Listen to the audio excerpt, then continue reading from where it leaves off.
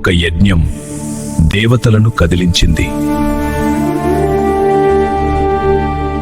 ఆ యజ్ఞ ఫలితంగా జన్మించాడు ధర్మానికి ప్రతిరూపమైన శ్రీరాముడు.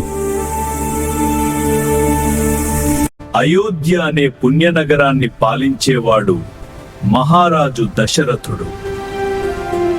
అతనికి 3 భార్యలు, కౌసల్య, కైకేయి, సుమిత్ర.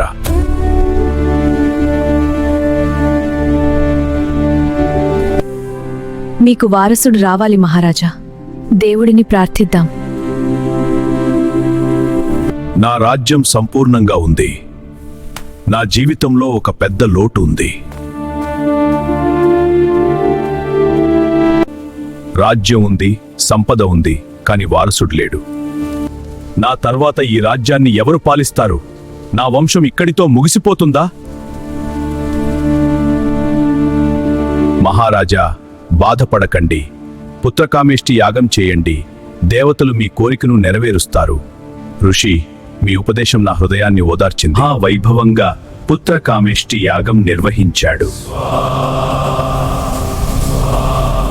మహారాజా దశరథ, నీ భక్తి నన్ను సంతోషపరిచింది. ఈ పాయసం నీ భార్యలకు పంచు. నీకు మహాపుత్రులు జన్మిస్తారు.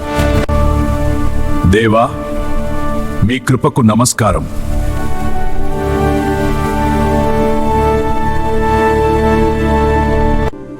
ఇది దేవుని ప్రసాదం.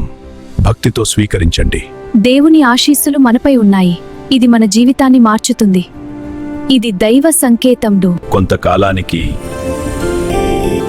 కౌసల్యదేవికి జన్మించాడు శ్రీరాముడు. నా కుమారుడు, దివ్యమైన శిశువు. అలాగే భరతుడు, లక్ష్మణుడు, శత్రుఘ్నుడు కూడా జన్మించారు.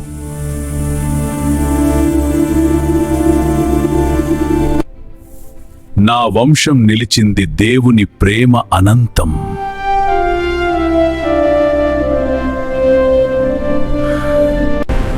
అతను విష్ణువు అవతారం. రావణాసురుడిని సంహరించటానికి, లోకానికి ఆదర్శంగా నిలవటానికి జన్మించాడు.